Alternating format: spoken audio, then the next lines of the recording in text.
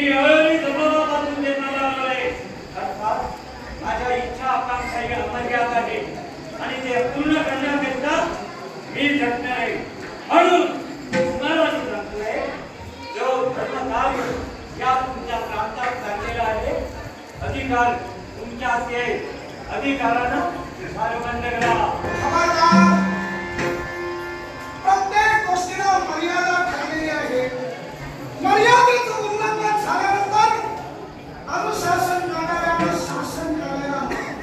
तेव्हा तुम्ही माझ्या राज्याला आलेला आहात, मी तुमच्यापर्यंत आलेलो नाही. मी सम्राट आहे आणि मांडलिक माझे राज्य आहे. तेव्हा पृथ्वीवर कसं स्थैर्य ठेवावं, पृथ्वी देवतांना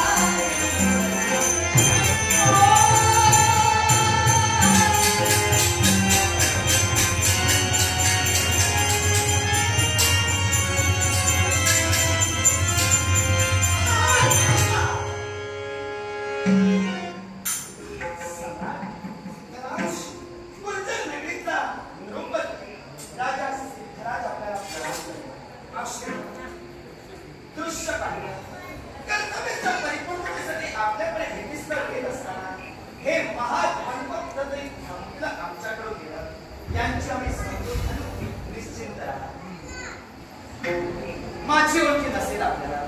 बोला. गुर्जर नगरीचा नृपदंडजन आपल्या हाती दिला. तोच गुर्जर नगरीचा नृपती सिद्धराज अशी माझ्या देहाला सोडल्या. एकमेका सहकार्य करू अवघे धरून श्रीमंत शास्त्रवंताचं खरं ब्रीद बोलताय. एका राजकर्त्याला दुसऱ्या राजकर्त्याला सहकार्य करायचं असतं आणि म्हणूनच ते क्षत्रिय नियम, तो क्षत्रिय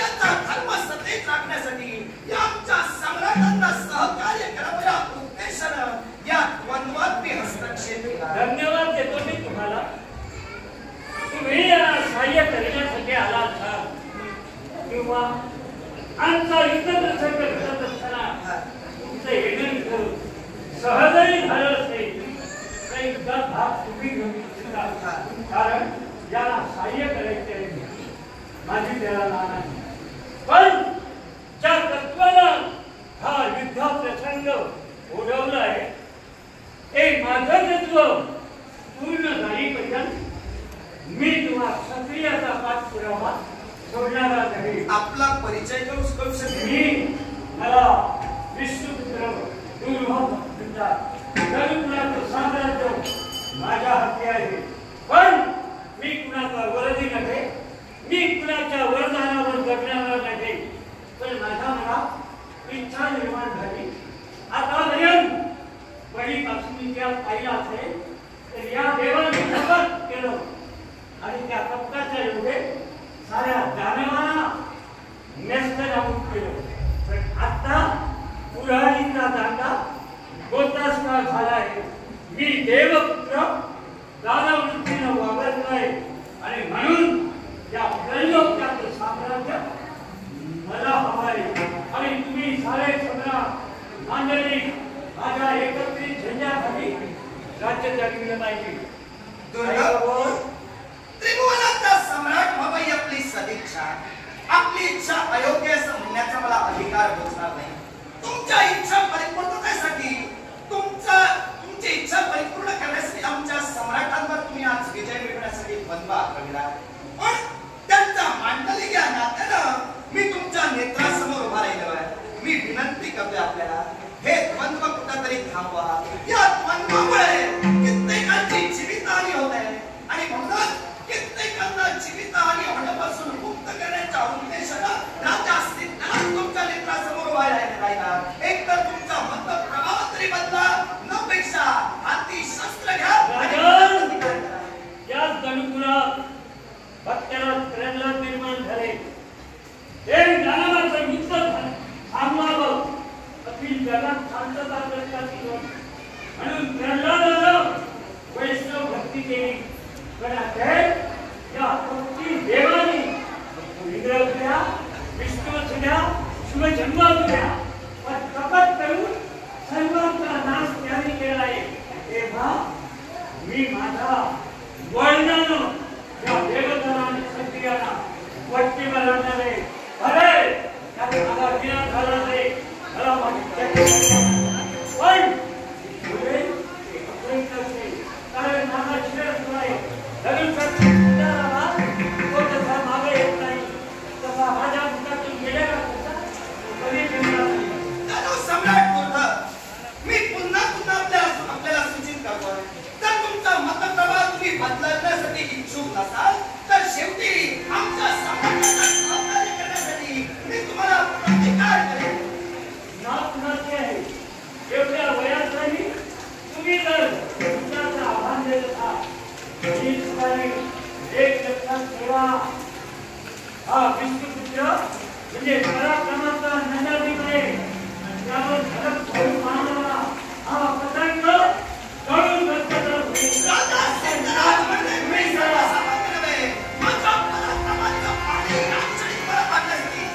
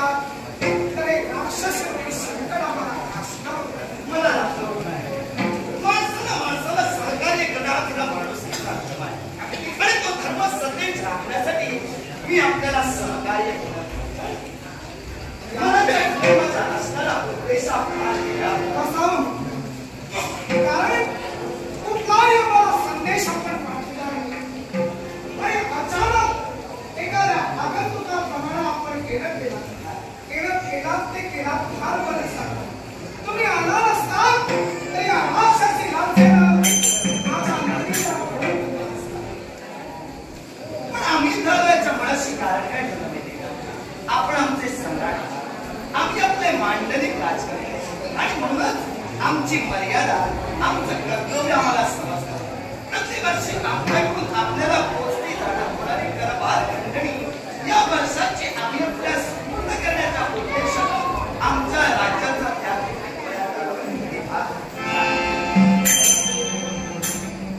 खरं तर या वर्षीची करखंडणी न घेतली असती तरी बरी होती.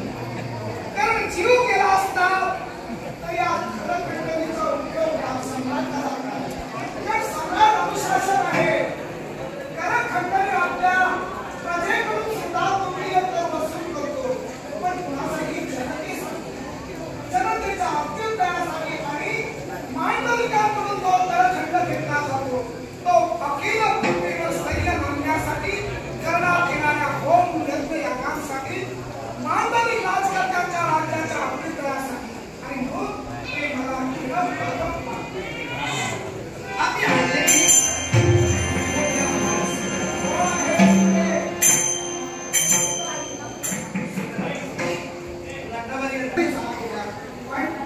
किती झालं तरी मांडलिक हे मांडलिक या शब्दांना आम्ही नाही म्हणत. या पृथ्वीवर असणारे सर्व माझे मांडलिक माझे परम मित्र मी मानतोय.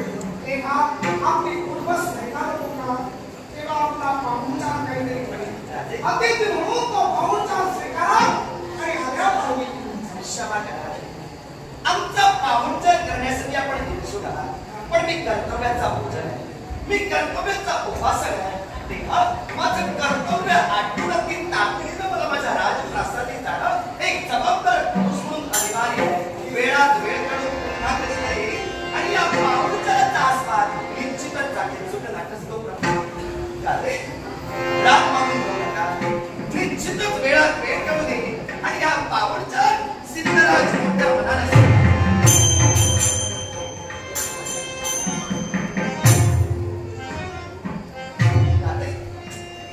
कर्तव्याच्या दिशेनं माझं प्रयाण होतं. पण थांबलो का माहिती का? याच्या मुळाशी कारण आपण आमचे सम्राट आहात. आपण आमचे सम्राट असल्या कारणानं मला तर माझ्या पित्याच्या जागी आपण तुमच्या आहात आणि म्हणूनच कर्तव्याच्या दिशेनं माझ्या राजप्रासादाकडे माझा रथ मी वळवत असताना थांबण्याच्या मुळाशी कारण एकच ठरलं. वर्षानं एकदा करखंडणी घेऊन मी येतो. आज तुमचा आशीर्वाद मिळाला, तुमची ग्रंथिका झाली, मन समाधानी झालं. पण आपली धर्मपत्नी म्हणजे आमच्या साम्राज्ञी यशोमती यांची आम्हाला ग्रंथिका झाली नाही. आपण मला माझ्या पित्याच्या जागी पूजा त्याप्रमाणे आपली पत्नी साम्राज्ञी यशोमती मला माझ्या माते समान आहे. तेव्हा तुमच्या आशीर्वादाची गोडी या